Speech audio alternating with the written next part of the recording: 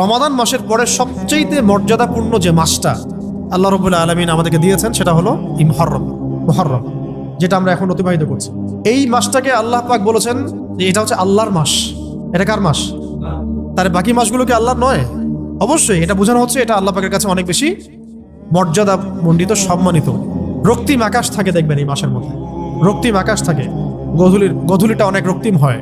তো এগুলোর আধ্যাত্মিক ইন্টারপ্রিটেশন আমি যাচ্ছি না, কারণ আমাদের এই ওয়ার্ল্ড আধ্যাত্মিক বিষয় অতটা বুঝে না। মূল কথাটা হচ্ছে এই মাসটা আল্লাহর মাস। নবী সাল্লাল্লাহু আলাইহি ওয়াসাল্লাম বলছেন এই মাসে একটা দিন আছে। প্রত্যেকটা হাদিস এবং আয়াতগুলো এখানে কোট করা আছে, পরে কেউ চাইলে আমার কাছে আমি পিডিএফ দিতে পারবো। সময় শর্ট, আমি এখানে শর্ট করে বলছি। এই মাসে একটা দিন আছে, এই মাসে একটা দিন আছে যেই দিনে আল্লাহ রাব্বুল আলামিন একটা পুরা জনগোষ্ঠীর তওবা কবুল করেছেন, এবং আগামীতেও বহু জনগোষ্ঠীর তওবা আল্লাহ পাক কবুল করবেন। এই মাসে একটা দিন আছে। এবং একজন সাহাবী জিজ্ঞাসা করছেন, ইয়া রাসূলুল্লাহ, রমাদান মাসের পরে আমি কোন মাসে বেশি রোজা রাখবো? নবীজি বলছেন মুহররম সাল্লাল্লাহু আলাইহি ওয়াসাল্লাম। কোন মাসে? মুহররমে তোমরা বেশি বেশি সাওম রাখো। তো পেলাম এই মাসটা আল্লাহর মাস, এই মাসটা অনেক মর্যাদাপূর্ণ। এই মাসে একটা দিন আছে যে দিনে আল্লাহ পাক তওবা কবুল করেছেন পুরো একটা জনগোষ্ঠীর, ভবিষ্যতেও করবেন ইনশাআল্লাহ। এই দিনটা কোন দিন? অন্য হাদিসে পাওয়া যাচ্ছে এই দিনটা হচ্ছে ইয়ামুল আশুরা, 10ম দিন, যেটা আজকে আমরা অতিবাহিত করলাম। এবং আমরা মাশাআল্লাহ সবাই রোজা রেখেছি আলহামদুলিল্লাহ। এবং নবীজি বলেছেন এই রোজার ফজিলত হিসেবে আমি আল্লাহর কাছে আশা করি যে বিগত 1 বছরের গুনাহ মাফ কাফারা হয়ে যাবে। বিগত 1 বছরে যত গুনাহ হয়েছে ইনশাআল্লাহ এগুলো মাফ হয়ে যাবে। কবিরা করার জন্য তওবা শর্ত, এটা আলাদা আলাদা আলোচনা। তাহলে এই মাসে আমরা এখন পর্যন্ত যারা রোজা রাখি নাই আরো রোজা রাখবো। যারা আশুরা রেখেছি তো মাশাআল্লাহ হয়ে গেছে, আর যারা 2টা রাখতে চান, 9-10 রেখেছেন মাশাআল্লাহ, যদি না রেখে থাকেন তাহলে কালকে রাখবেন ইনশাআল্লাহ, তাহলে 10-11 হয়ে যাবে। তো চেষ্টা করবো এই মাসে বেশি বেশি রোজা রাখা, ঠিক আছে ইনশাআল্লাহ। আরেকটা কাজ হলো এই মাসে বেশি বেশি তওবা করা, বেশি বেশি তওবা করা। আমার কিন্তু উদ্দেশ্য ফজিলত বলা নয়, আমার একটা উদ্দেশ্য আছে এই মাসটা নিয়ে কথা বলার। আজকে ওই অংশটুকু বলে আজকে শেষ করবো ইনশাআল্লাহ। একটু ধৈর্য ধরেন। তো সাহাবায়ে কেরাম তাদের ছোট ছোট বাচ্চাদেরকে পর্যন্ত এই মাসে রোজা রাখাতেন, ছোট ছোট বাচ্চাদেরকে রোজা রাখাতেন যে তোমরা সারাদিন রোজা রাখো। খেলনা দিতেন, খেলতে দিতেন, এই কালচারে তারা অভ্যস্ত করতেন। আজকেও মদিনায় গেলে আপনি দেখবেন রমজান মাসে বাচ্চারা রোজা রাখতেছে, নবমীতে খেলছে, ওখানে ইফতার করতেছে, চমৎকার পরিবেশ। তো এই কালচারটা আমাদের মধ্যেও যেন আসে, একজন রাখবো আরেকজনকে রাখাবো, একসাথে ইফতার অ্যারেঞ্জ করবো, একসাথে সাহারি করবো, ভালো হবে ইনশাআল্লাহ। তো ওই যে কওম, যে কওমের তওবা আল্লাহ পাক কবুল করেছেন এই মাসে, সেই কওমের নাম হলো বনু ইসরাইল। কি নাম? বনু ইসরাইল। বনু ইসরাইল কাদেরকে বলে? ইব্রাহিম আলাইহিস সালামের 2 সন্তান। কয় সন্তান? এক সন্তানের নাম ইসমাইল আলাইহিস সালাম, যিনি থাকেন মক্কায়। কোথায়? ওই যে মক্কায় রেখে আসা হলো। এই ইসমাইল আলাইহিস সালামের বংশে আছে একজন ব্যক্তি, তার নাম আদনান। হ্যাঁ, তারপরে এখানেই আরো অনেকগুলো গোত্র আস্তে আস্তে এসেছে, বনু হাশেম, বনু মখজুম, বনু তাই, বনু আদি, অনেক গোত্র। এই গোত্রগুলোর মধ্যে বনু হাশিম গোত্রে সর্বশেষ নবী মুহাম্মদ রাসূলুল্লাহ সাল্লাল্লাহু আলাইহি ওয়াসাল্লাম। তার মানে নবী সাল্লাল্লাহু আলাইহি ওয়াসাল্লাম ছিলেন বনু ইসমাঈলের অন্তর্ভুক্ত, বনু ইসমাঈলের অন্তর্ভুক্ত। আরেকজন সন্তান ইব্রাহিম আলাইহিস সালামের, তার নাম ইসহাক আলাইহিস সালাম।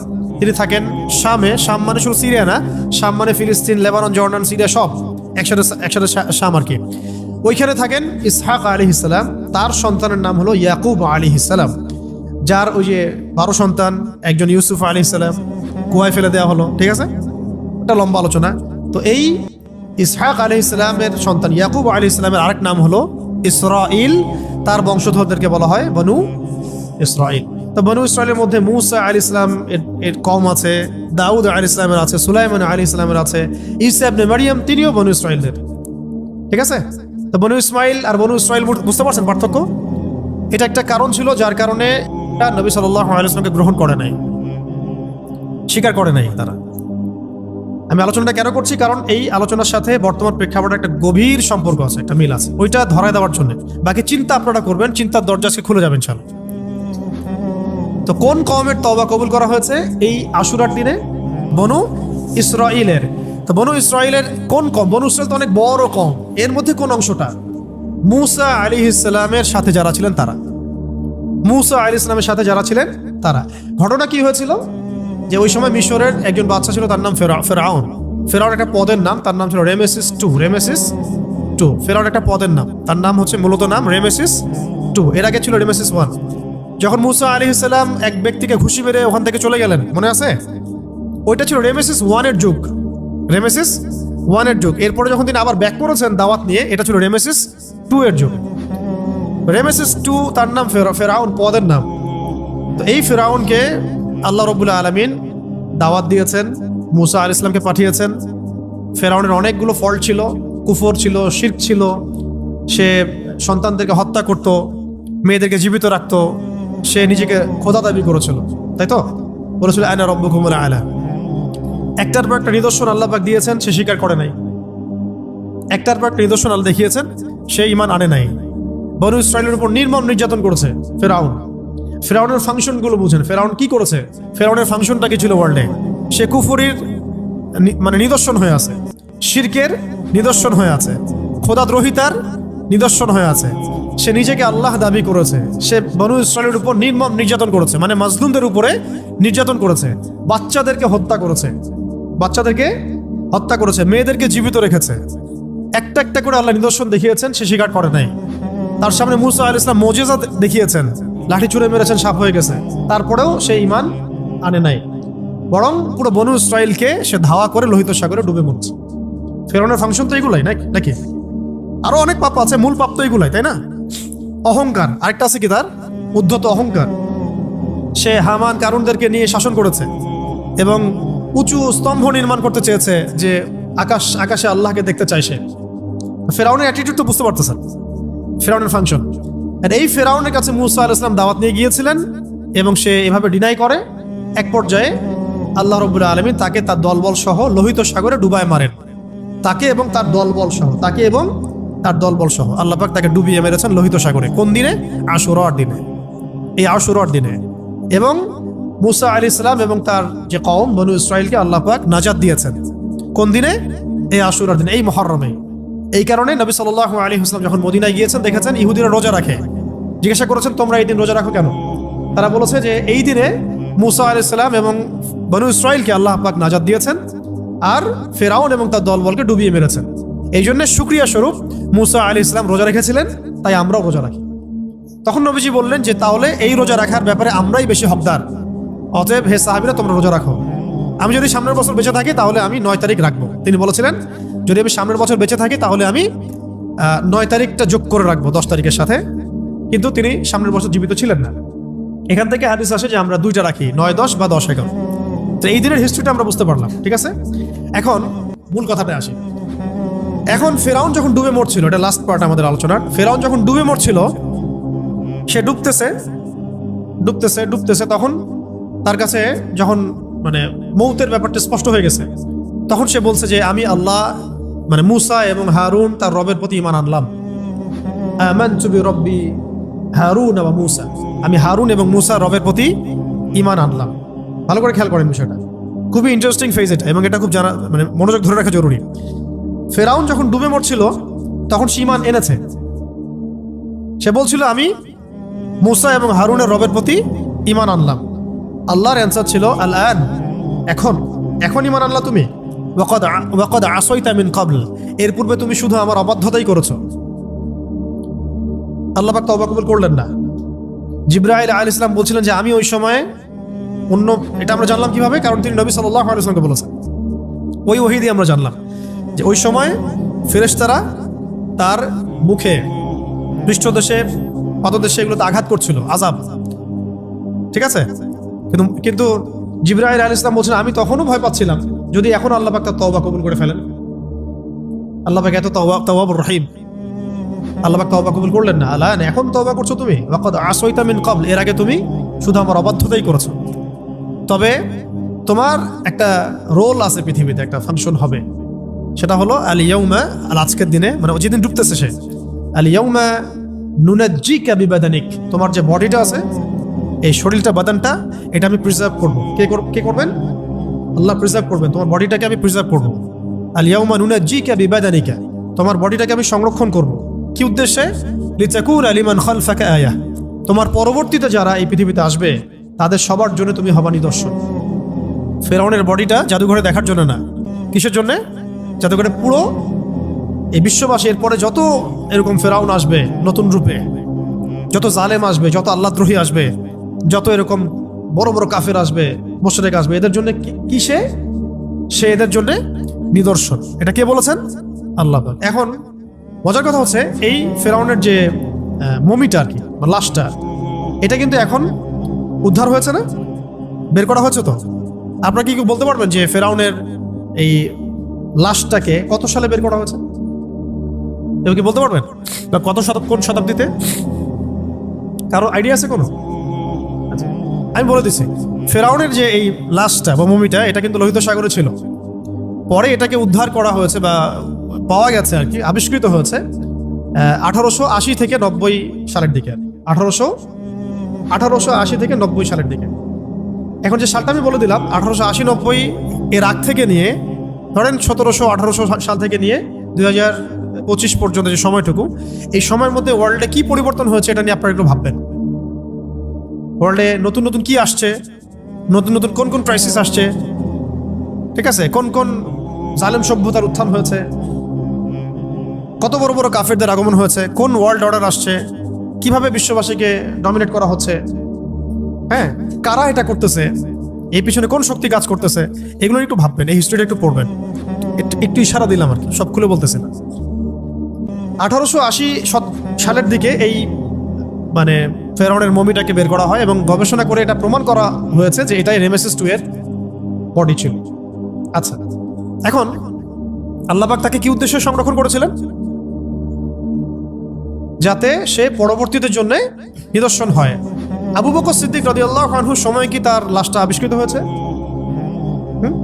ওমর ইবনে খাত্তাবের সময়, ওসমান আলী তাদের সময় রাদিয়াল্লাহু আনহু আজমাইন হয় নাই। কখন হয়েছে? আমাদের থেকে বেশি দিন আগে নয়, 100, 200, 300 বছরের মধ্যেই। আমি বলছি লাস্ট 300 বছরে ওয়ার্ল্ডের অর্ডারে কি চেঞ্জ আসছে, ওয়ার্ল্ডের জুলুম, পাপাচার, ফাসেকি, শিরক, কুফর, আল্লাহদ্রোহিতা, নষ্টামি, ভণ্ডামি, দিনের বিকৃতি, এগুলোতে কি পরিবর্তন আসছে, নাস্তিকতা, আল্লাহদ্রোহিতা, এগুলো আপনারা একটু রিসার্চ করে দেখবেন এবং কারা এর পিছনে আছে, কারা এটা করতেছে, কোন সভ্যতা বা কোন শক্তি এর পিছনে আছে, কারা এই কাজটা করতেছে, এটা আপনারা একটু কি করবেন, গবেষণা করার চেষ্টা করবেন। আচ্ছা, এখন আসে এটা থিসিস করে নিলেন, এটাও থিসিসের একটা টপিক আর কি। তো আল্লাহ পাকের উদ্দেশ্য কি ছিল? এটা দিয়ে সতর্ক করা, নিদর্শন পরবর্তীদের জন্য। পরবর্তী কাদের জন্য? ভালো মানুষদের জন্য। কি ফেরাউন কি পরবর্তী ভালো মানুষদের নিদর্শন, নাকি যারা ফেরাউনের মতো রোল প্লে করবে আবার ওয়ার্ল্ডে তাদের জন্য নিদর্শন? কাদের জন্য? কারুন কাদের জন্য নিদর্শন? কারুন সেই সব সম্পদশালী যারা আল্লাহদ্রোহী, সম্পদের হক আদায় করে, ঠিক আছে। হামান কাদের জন্য নিদর্শন? হামান সেই সব আল্লাহদ্রোহী সেনাবাহিনীর প্রধানদের জন্য যারা পুরো পুরো পৃথিবীতে, সমাজে মানে আল্লাহর যে দিন এর বিরুদ্ধাচরণ করতেছে, তাদের নিদর্শন কে? হামান। কারণ সেই সব সম্পদশালীদের নিদর্শন যারা আল্লাহর হক আদায় করেন না, সম্পদ আছে। আবু লাহাব কাদের নিদর্শন? সেই প্রত্যেক নবীর দুশ্মনের, পৃথিবীর সেই সব নবীর দুশ্মনের এক্সাম্পল হচ্ছে কে? আবু লাহাব। আবু লাহাবের সাথে তার যে স্ত্রী, সে কাদের নিদর্শন? সেই সব মহিলাদের যারা নবীর দুশ্মন, নবীর দিনের দুশ্মন। তো এগুলো ভাবতে হবে, এগুলো তো ব্যক্তি ছিলই, পাশাপাশি এগুলো এক একটা কিন্তু রূপক ক্যারেক্টারও, যেটা সারা ওয়ার্ল্ড ওয়াইড এটা ছড়ায় যাবে। ওই রকম রোল প্লে করবে মানুষ আরো আসবে পৃথিবীতে। এখন লাস্ট কথাটা হচ্ছে, এবার মিলান ফেরাউন যে কয়েকটা কাজ পৃথিবীতে করেছে, ফেরাউনের লাশ উদ্ধার হওয়ার পরে সারা ওয়ার্ল্ড ওয়াইড আরেকটা সভ্যতা সেই কাজ করছে, সেম ফাংশন। ফেরাউনের লাশটা যে সালে আবিষ্কৃত হয়েছে তার আশেপাশেই পৃথিবীতে একটা ওয়ার্ল্ডের প্যাটার্ন চেঞ্জ হয়েছে এবং একটা শক্তি বিশ্বে রাইজ করেছে। এই শক্তিটার নাম হলো মুভমেন্ট।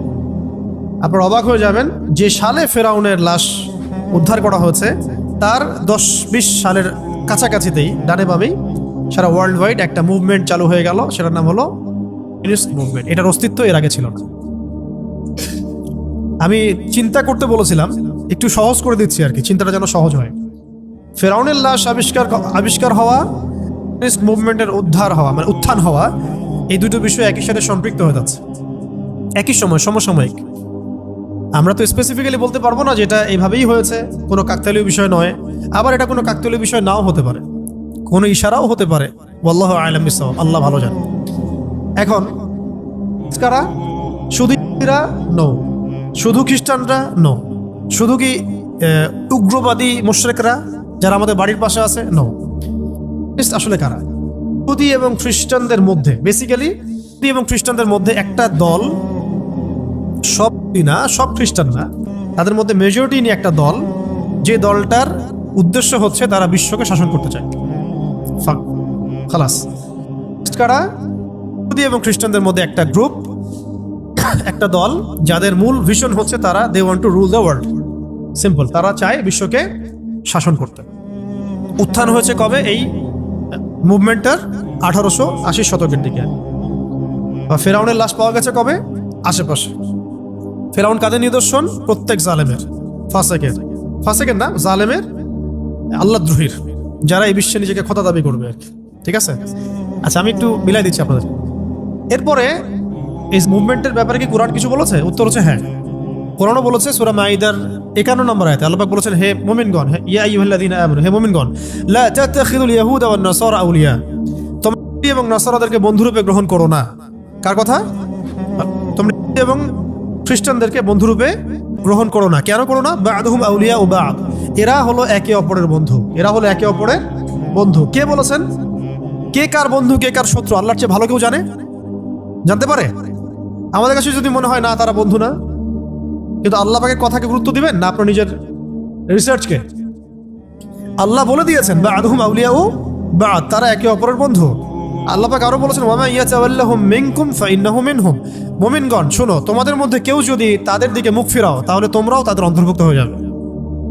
এখানে একটা এক্সাম্পল আছে, ইহুদি এবং নাসারাদের মধ্যে একটা গ্রুপ অফ পিপল যারা চায় এই পুরো ওয়ার্ল্ডটাকে রুল করতে। তাদের সাথে কি আরো কেউ আছে? উত্তর হ্যাঁ আছে। তাদের সাথে আর কি আছে? মুশরিকিন, যারা মুশরিক তারাও এদের সাথে আছে। এর দলিল কোথায় আছে? এর দলিল সূরা মাইদাতে আছে, সম্ভবত 90 কি 93 নম্বর আয়াতের দিকে। এটা হচ্ছে যে লাতাজিদান্না আশাদ্দান নাস আদাওয়াতান লিল্লাযীনা আমানুল ইয়াহুদ ওয়াল্লাযীনা আশরাকু। এটা হচ্ছে, হে নবী, আপনি মানুষের মধ্যে মুমিনদের সাথে শত্রুতা পোষণ করে সবচেয়ে বেশি, মানুষের মধ্যে মুমিনদের সাথে সবচেয়ে বেশি শত্রুতা যারা পোষণ করে তাদেরকে দেখবেন তারা হচ্ছে ইয়াহুদ এবং মুশরিকিন। ইয়াহুদ এবং মুশরিকিন, মুশরিক মানে যারা শিরক করে। আপনি হয়তো এখন বুঝতে পারছেন কেন ইসরায়েলের সাথে ইন্ডিয়ার এত বেশি, মোদি গভর্নমেন্টের এত বেশি আতাত। এটা আপনি এখন ক্লিয়ার হবে না। কোরআন কথা বলেছে আর কি, কোরআন আগেই বলে দিয়েছে ইহুদ এবং মুশরিক তারা সবসময় থাকবে কি? মুসলিমদের এগেইনস্টে সবচেয়ে বেশি আগ্রাসী থাকবে তারা। আমরা তো বড় ইসরায়েল নিয়ে কথা বলছি, আমাদের বাড়ির পাশে নতুন ইসরায়েল আছে। তা আমরা পেলাম 3টে গ্রুপের নাম, ইয়াহুদ, নাসারা, মুশরিকিন। তারা একে অপরের সাথে থাকবে। তো এই কারণে মুভমেন্টের মধ্যে আপনি দেখবেন যে ইহুদিরা তো আছেই, বেসিক্যালি মূল ওদের ফাংশন করছে ইহুদি, তার সাথে আছে নাসারা, যেমন পশ্চিমা বিশ্ব, যেমন ন্যাটো, যেমন সিআইএ, যেমন মোসাদ, যেমন আইএমএফ, যেমন United Nations, world bank, America, Britain, France, সবাই এরা কার সাথে জোট করেছে? ইসরায়েলের সাথে। কোরআন কথা বলেছে, একদম স্পষ্ট করে দিয়েছে। কোরআনের এক একটা হরফ সত্য, এটা স্পষ্ট হয়ে গেছে এখন ওয়ার্ল্ড অ্যাফেয়ার্সে। এবং তাদের সাথে মুশরিকদেরও আতাত হয়ে আছে কিনা? সারা ওয়ার্ল্ডের মুশরিকরা একজোট হয়েছে ওদের সাথে। এমনকি তাদের সাথে মুনাফিকরা, আরবের মুনাফিকরাও জোট গঠন করেছে, তাই না? তাহলে আমরা পেলাম যে জায়নিস মুভমেন্টের মধ্যে থাকছে কারা?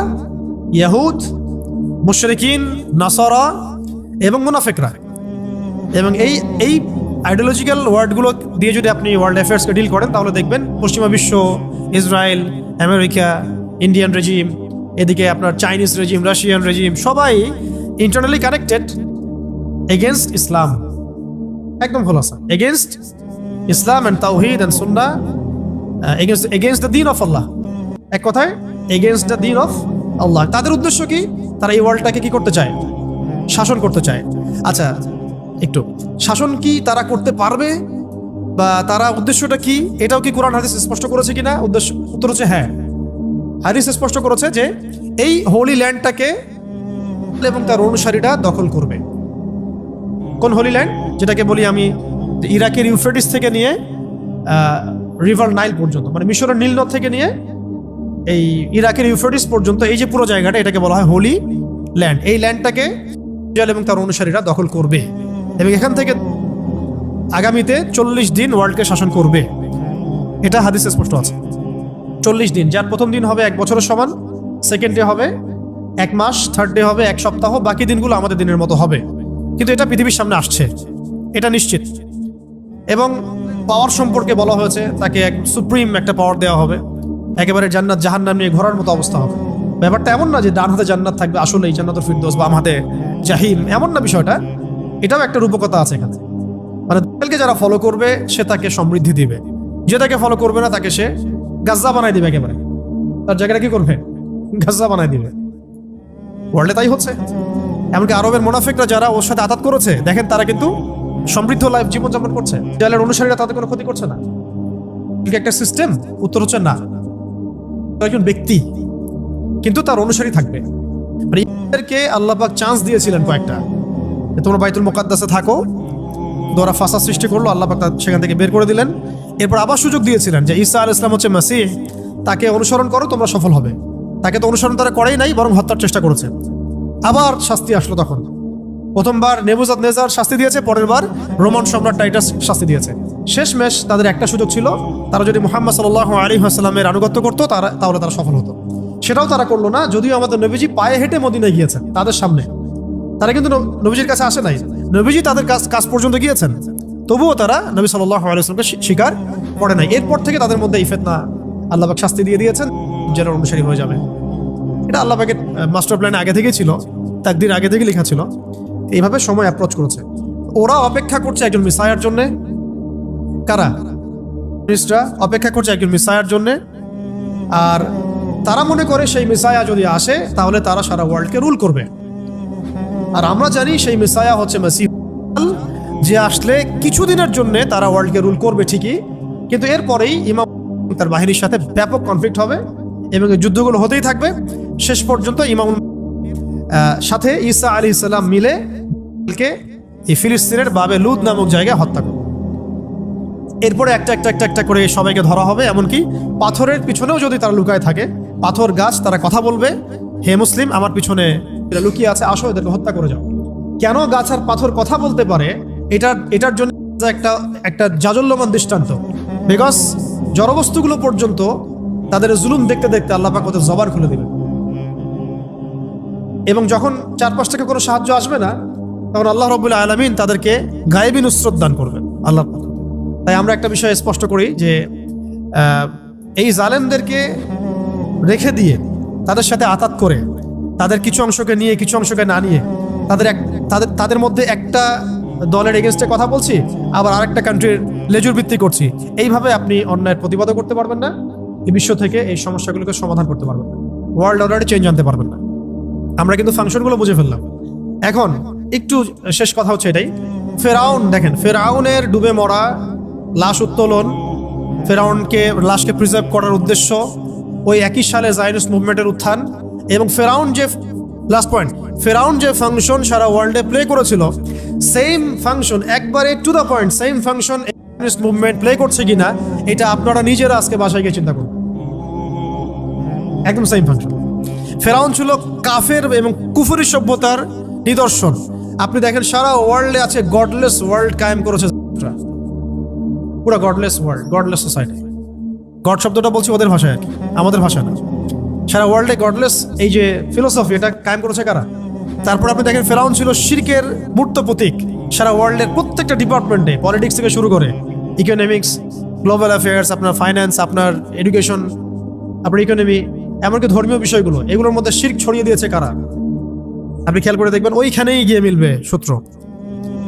এই জন্য আমি বলি যে দাজ্জাল এবং তার অনুসারী জায়নিস্টরা পশ্চিমাদের আসল রূপ এবং আখিরুজ্জামান সম্পর্কে যদি আমরা জ্ঞান অর্জন না করি, আপনি পলিটিক্যাল বলেন, ইকোনমিক বলেন, সোশ্যাল বলেন, কোনো সমস্যার সমাধান খুঁজে পাবেন না। খালি অন্ধকারে হাতড়ে ফিরবেন এভাবে। সামান্য প্রযুক্তিগত উন্নয়ন দেখে আমাদের অনেকে নিমান চলে যাচ্ছে। যখন বের হবে অ্যাজ এ হিউম্যান বিং এবং সারা ওয়ার্ল্ড সে চুষে বেড়াবে, শুধু মদিনা মক্কায় ঢুকতে পারবে না, তখন ওয়ার্ল্ডের অবস্থা কি হইতে পারে সেটা আপনারা চিন্তা করতে থাকেন। সামান্য একটা এলজিবিটি ফিতনা আমরা মোকাবেলা করতে পারি না, একটা কাদিয়ানি মুভমেন্টের ফেতনা মোকাবেলা করতে হিমশিম হয়ে যাচ্ছে মানুষ। এনজিওর ফেতনা আপনি মোকাবেলা করতে পারছেন না। সুদভিত্তিক ব্যাংকিং সিস্টেমের এগেনস্টে এখনো হালাল কোনো ইকোনমিক সিস্টেম আমরা দাঁড় করতে পারি নাই। পশ্চিমা তন্ত্রমন্ত্রের যে পলিটিক্যাল সিস্টেমগুলো, এগুলোর এগেনস্টে আমাদের ইসলামী খেলাফা ইমারতগুলো কায়েম হচ্ছে না। আর জালের সাথে মোকাবেলা করে কি চারটাখানি কথা হবে না? কি মনে করছেন? ফেরাউন ছিল শিরকের মূর্ত প্রতীক, এরা হচ্ছে এখন পৃথিবীতে শিরকের মূর্ত প্রতীক। ফেরাউন ছিল কুফরির মূর্ত প্রতীক, এরা হচ্ছে সারা ওয়ার্ল্ডে আল্লাহর দিনকে অস্বীকার করার মূর্ত প্রতীক হয়ে দাঁড়ায় আছে। ফেরাউন ছিল ইউযাববিহুনা আবনাআকুম, সন্তান ছোট ছোট বাচ্চাদেরকে হত্যাকারী। সারা ওয়ার্ল্ড ওয়াইড আপনি দেখবেন এখন পুরো মুসলিম সভ্যতার মধ্যে, স্পেশালি মুসলিমদের মধ্যে বাচ্চাদেরকে হত্যা করায় কারা এগিয়ে আছে? কারা করছে এই কাজগুলা? ওই জায়নিস্টরাই। গাজার 50,000 বাচ্চাকে হত্যা করেছে ওরাই। ইয়েমেনের বাচ্চাদেরকে ওরা মেরেছে, ইরাকের বাচ্চাদেরকে ওরা মেরেছে, আফগানের বাচ্চাদেরকে ওরা মেরেছে। অন্য কোনো শক্তি পারে নাই। আপনাকে মিলাতে হবে চেইনটা। ফেরাউন ছিল মেয়েদেরকে জীবন্ত রাখতো, মেয়েদেরকে রেপ করা, ধর্ষণ করা, কারাগারে নিক্ষেপ করা, মেয়েদের ইজ্জত নিয়ে ছিনিমিনি খেলা, মেয়েদের মধ্যে ফ্যামিলিস্ট রেভলিউশন ছড়া দেওয়া, মেয়েদেরকে দিয়ে সমাজে ফিতনা ছড়ানো। কারা করছে এই কাজটা? কারা করে যাচ্ছে এই কাজটা? কোনো মুসলিমরা করছে কি? এটা কি স্টার্টিং মুসলিমরা করেছে? মুসলিমদের মধ্যে কিছু মোনাফেক ওদের কাছে সোল্ড হয়ে গেছে, এটা আলাদা আলোচনা।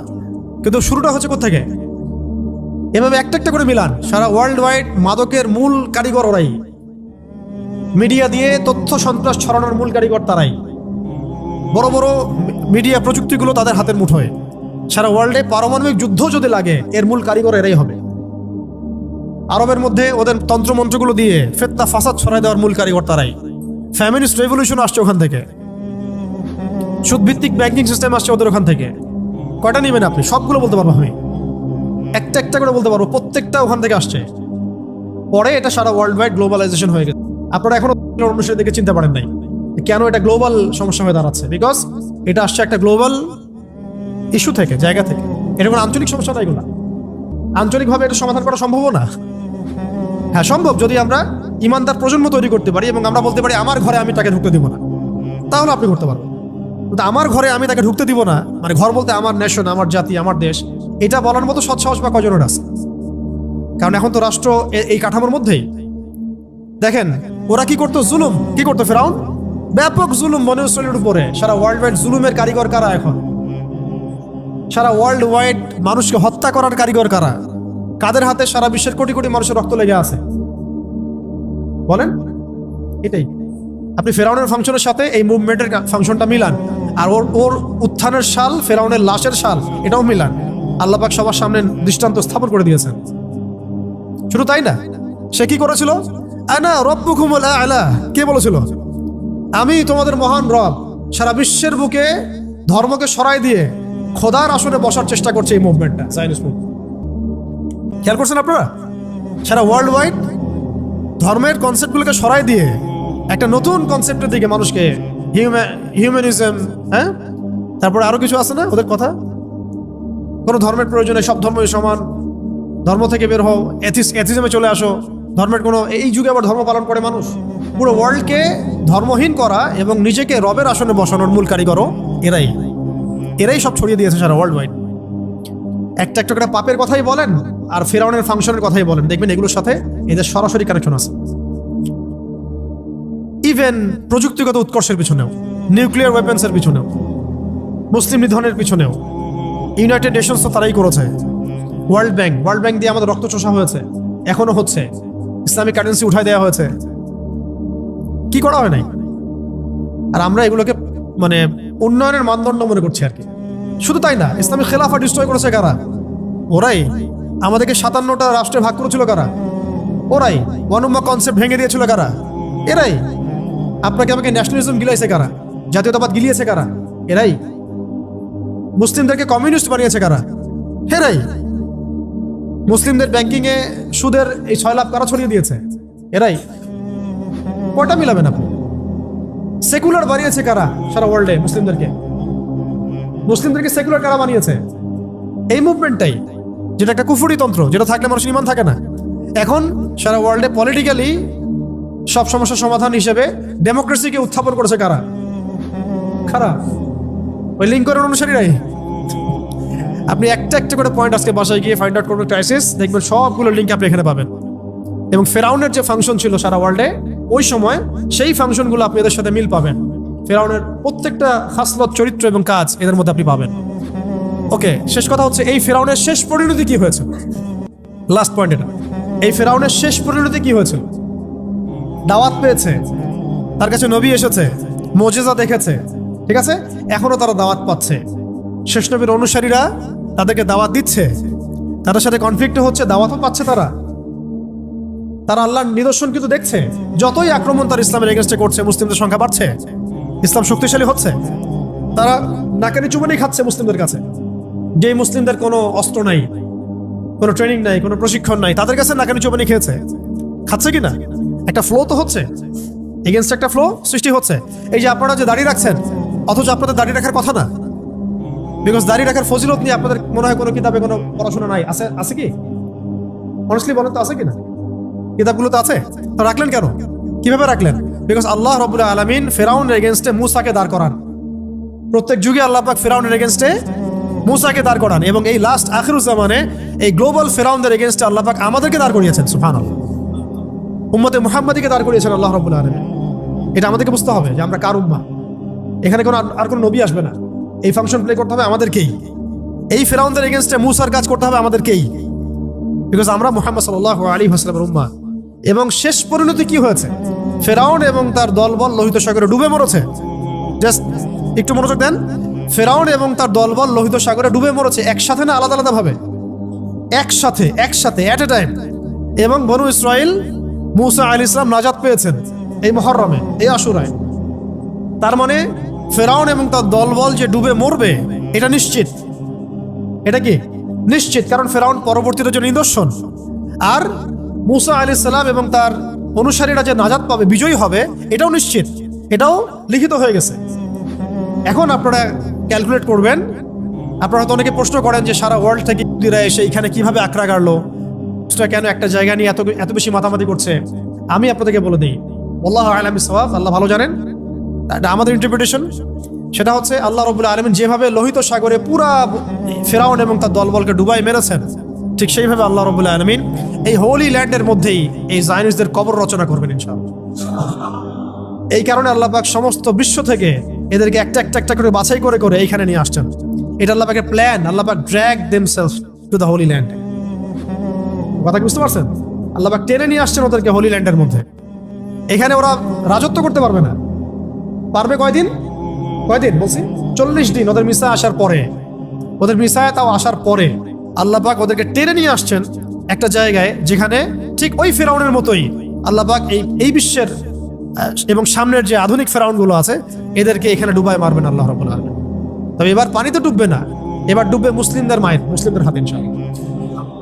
এবার লোহিত সাগরে ডুববে না তারা, বরং এবার ডুববে ওই হোলি ল্যান্ডের মাটির নিচে ইনশাআল্লাহ। এবং এটা হবে ইতিহাসে সবচেয়ে শেষবারের মতো। এরপরে কোনো আল্লাহদ্রোহী শক্তি এই বিশ্বের মাথা চাড়া দিতে পারবে না ইনশাআল্লাহ। এরপর ঈসা আলাইহিস সালামের যুগ চলবে, 40 বছরের রাজত্ব চলবে।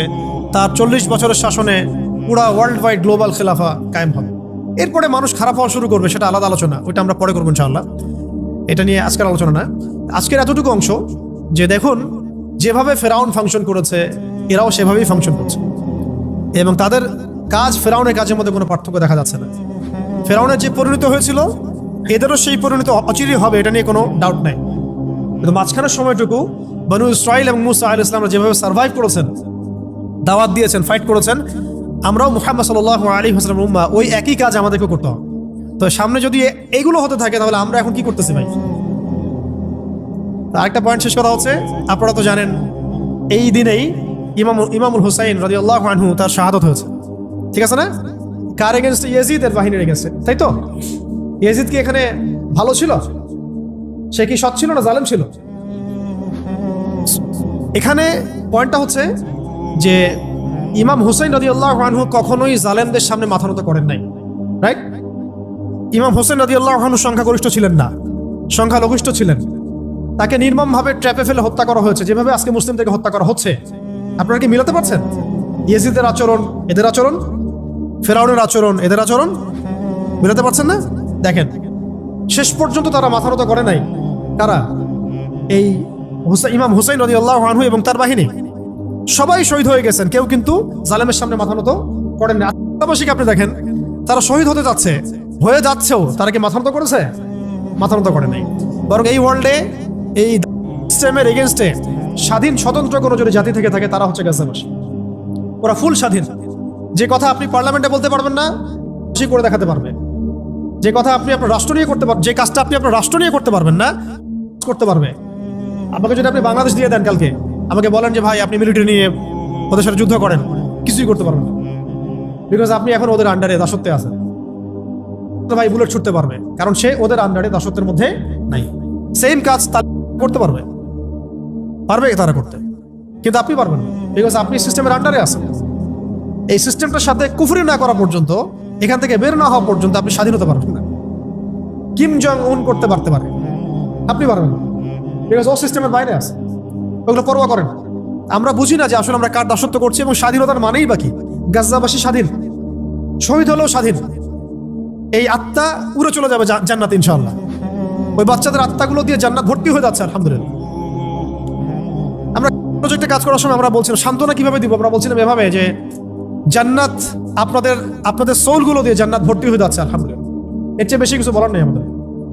আপনি খেয়াল করে দেখেন ইমাম হুসাইন রাদিয়াল্লাহু আনহু, তার যে চেতনা ছিল, আজকে আপনি দেখবেন প্যালেস্টাইনের আমাদের মুসলিম ভাইদের সেই চেতনা আছে। সপরিবারে নিহত হলেও তারা মাথা নত করছে না, পানি খেতে দিচ্ছে না, কিন্তু তারা মাথা নত করছে না। খেয়াল করছেন কি? এখন ইমাম হুসাইন রাদিয়াল্লাহু আনহুর একটা আনফিনিশড কাজ ছিল, একটা আনফিনিশড একটা জব তার ছিল। সেটা কি জানেন? সেটা হলো ইয়াজিদ বাহিনীর গোড়া একেবারে শেষ করে ফেলা, কেটে ফেলা। ইয়াজিদ বাহিনী মানে জালেমদের গোড়াটাকে কেটে শেষ করে ফেলা, একটা কাজ ছিল কার? ইমাম হুসাইন রাদিয়াল্লাহু আনহু। এবং এই কাজেই তো তিনি যুদ্ধ করতে গিয়েছিলেন, তাই না? যাতে করে জালেমের শেকড়টা তিনি উপড়ে ফেলতে পারেন, এটা ছিল তার মিশন। কিন্তু শেষ পর্যন্ত সেই মিশনটা অ্যাচিভ হয় নাই, আল্লাহ পাক তাকে শাহাদাত দিয়েছেন আলহামদুলিল্লাহ। এখন ইমাম হুসাইন রাদিয়াল্লাহু আনহুর সেই যে আনফিনিশড জব, এই জবটা করতেই আসবেন ইমাম ইনশাআল্লাহ। বুঝতে পারছেন, মিলাইতে পারছেন? ইমাম হুসাইন রাদিয়াল্লাহু আনহুর যে আনফিনিশড একটা জব আছে বা ছিল ওই সময়, জালেমের গোড়া কেটে ফেলা, ওইটা করতেই আসবেন ইনশাআল্লাহ তাআলা ইমামুল। কার বংশ থেকে? তাদেরই বংশ থেকে, ফাতিমা রাদিয়াল্লাহু আনহারই বংশ থেকে। মিলাইতে পারছেন? কেন ইমামুল মাহদি ফাতিমা রাদিয়াল্লাহু আনহার বংশ থেকে আসবেন? বিকজ তার বংশে ইমাম হুসাইন রাদিয়াল্লাহু আনহুর একটা আনফিনিশড কাজ আছে এখনো ওয়ার্ল্ডে বাকি। সেটা হলো ওয়ার্ল্ডের তিনি যে সময় ওয়ার্ল্ডে আসবেন, ওই সময়ের ফেরাউন, ওই সময়ের জালেম, ওই সময়ের কাফের মুশরিকদের গোড়া কেটে ফেলবে। ওয়ার্ল্ড ওইদিকেই যাচ্ছে এবং ওয়ার্ল্ড অ্যাফেয়ার্স এভাবেই আগাতে থাকবে। মাঝখানে আমাদেরকে কিছু গোলক ধাঁধার মধ্যে ফেলে রাখা হয়েছে, পড়াশোনা, চাকরি, জব, এইটা সেটা, এবং পলিটিশিয়ানদের সামনে তো একটা বাক্স রাখা হয়েছে আর কি। মানে ডানে যদি একটা পারমাণবিক বোম পড়ে, বামে একটা পারমাণবিক বোম পড়ে, তার কোনো মাথা ব্যথা নাই। মাথা ব্যথা হচ্ছে আমার ইলেকশন কবে দেবেন সেটা বলে। বুঝতে পারছেন? আমাদের সামনে এইভাবে আমাদেরকে ধোঁকাবাজির মধ্যে রাখা হচ্ছে। এগুলো কোনো সলিউশন না।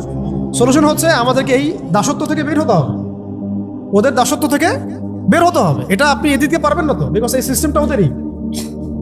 তো যাই হোক, তারপরে যদি বেশি সংখ্যক আমাদের ইসলামপন্থী ভাইরা ক্ষমতায় যেতে পারেন, তাহলে তো আমরা বলবো মাশাআল্লাহ, ভালো, অ্যাটলিস্ট ইসলামের জন্য ভালো। ঠিক আছে, ওটা আমরা বুঝি যেটা মন্দের ভালো, বাট এটা এই সিস্টেম আপনাকে এগেইনস্টে লড়াই করতে দিবে না, বিকজ সিস্টেমটা ওদের নিয়ন্ত্রণের মধ্যে আছে। তো এখন শেষ কথা হচ্ছে, আমরা আজকের আলোচনার মধ্যে অনেকগুলো বিষয় আসছে। তো মূল কথাটা হচ্ছে আমাদেরকে আমাদের চিন্তার দরজাটা উন্মুক্ত করতে হবে, অতীত জানতে হবে, ইতিহাস পড়তে হবে, বর্তমান বুঝতে হবে, ইন ফিউচারে কি হচ্ছে এগুলো আমাদের মাথায় রাখতে হবে, এবং দ্বীনের ইলম অর্জন করতে হবে। তাকওয়া, আল্লাহর আনুগত্য, রাসূলের আনুগত্য, জীবন নিয়ে সচেতন হওয়া, সাফল্যের সংজ্ঞা বোঝা। একদিনে তো সব আলোচনা হবে না।